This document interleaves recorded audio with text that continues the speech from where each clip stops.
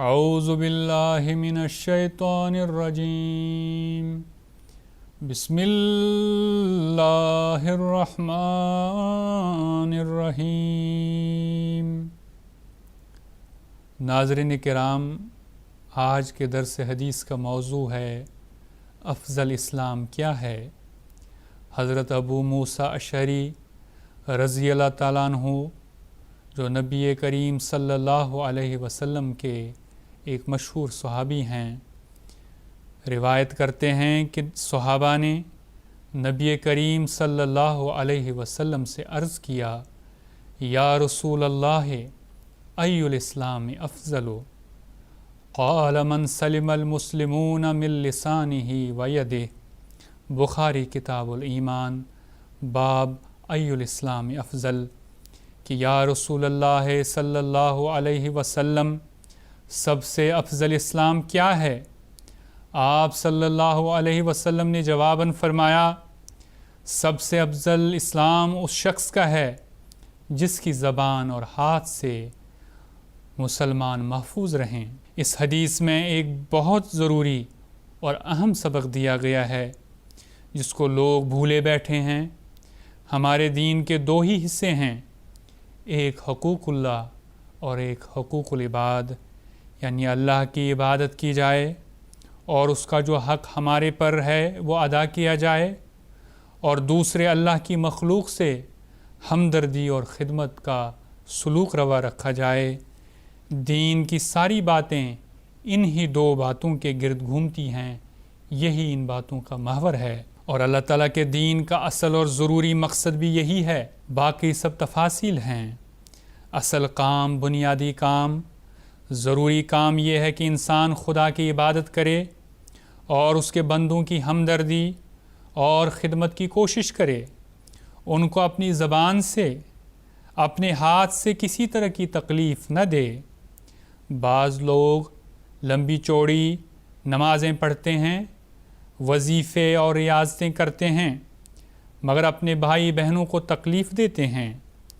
ہمارے نبی پاک صلی اللہ علیہ وسلم کے سامنے دو عورتوں کا ذکر کیا گیا، ایک تو وہ جو نمازوں میں، روزے رکھنے میں بہت آگے تھی مگر اپنے ہمسایوں کو تکلیف دیتی تھی، اور دوسری وہ عورت تھی جو نماز روزہ تو فرض کے طور پر ادا کرتی تھی مگر ہمسایوں اور غریبوں کی خدمت کرتی تھی، پنیر بنا کر، ٹکڑے کاٹ کر لوگوں کو دیتی تھی۔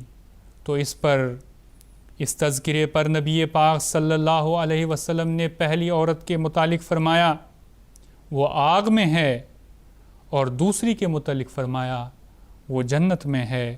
مسند احمد بن حنبل، مسند ابی ہریرہ۔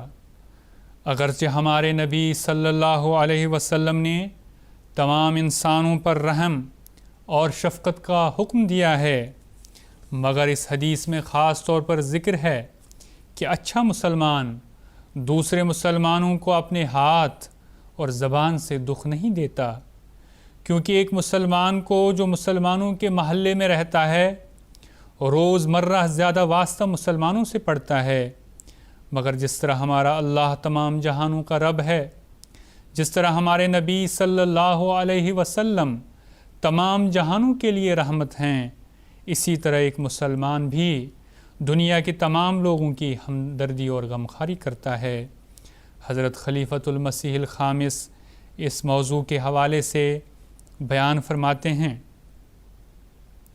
کوئی شخص صفت سلام اور السلام سے اس وقت تک متصف نہیں ہو سکتا جب تک دوسرے مسلمان اس کی زبان اور ہاتھ سے محفوظ نہ ہوں، اور السلام صفت کی ایک خاصیت یہ ہے کہ وہ تکالیف اور مصائب کو دور کرتی ہے، جس طرح حدیث میں آیا ہے۔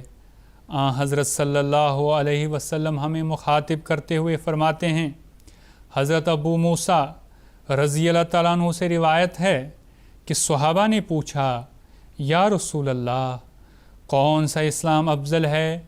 آپ صلی اللہ علیہ وسلم نے فرمایا، جس کی زبان اور ہاتھ سے دوسرے مسلمان سلامتی میں رہیں۔ ایک جگہ فرمایا کہ مسلمان وہ ہے جس کے ہاتھ اور زبان سے مسلمان سلامتی میں رہے۔ بخاری کتاب الایمان۔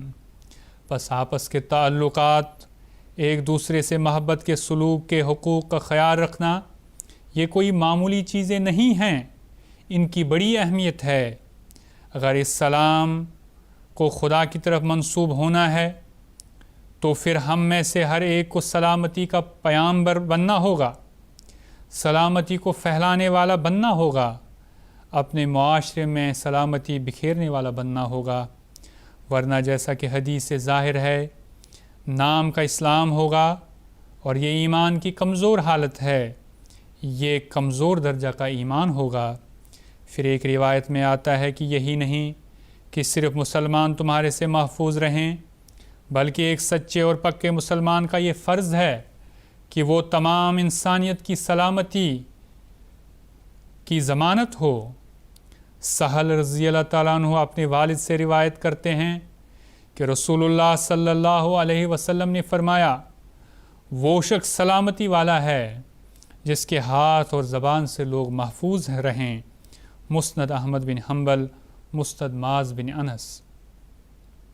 جب ایمان میں ترقی ہوتی ہے تو صرف اپنے مسلمان بھائیوں سے نہیں، تمام بنی نوع انسان سے محبت اور پیار اور سلامتی کا تعلق ہو جاتا ہے، اور یہی سلامتی کا تعلق ہے جو پھر یہ نیک پیغام دوسروں تک پہنچاتا ہے، اور یہی سلامتی کا تعلق ہے جو پھر دوسروں کو آپ کے ارد گرد لے کر آتا ہے، اور پھر یہی سلامتی کا پیغام ہے جس سے تبلیغ کے میدان کھلتے ہیں، اور یہی سلامتی کا پیغام ہے جس سے پھر لوگوں کو آپ کی طرف رغبت پیدا ہوتی ہے اور صحیح دین کو پہچان کر اس میں شامل ہو جاتے ہیں۔ یہ سلامتی کا پیغام جب اختیار کریں گے اور پھیلائیں گے تو تبھی اللہ تعالیٰ کے صحیح پرتو بن سکیں گے۔ خطبہ جمعہ فرمودہ 11 مئی 2007 عیسوی۔ بس اللہ تعالیٰ ہمیں توفیق عطا فرمائے کہ ہم حضرت رسول پاک صلی اللہ علیہ وسلم کی ان تعلیمات کے مطابق اپنے آپ کو ڈھالنے والے ہوں۔ وآخر دعوانا ان الحمد للہ رب العالمین۔ اللہم صلی علی محمد و آل محمد۔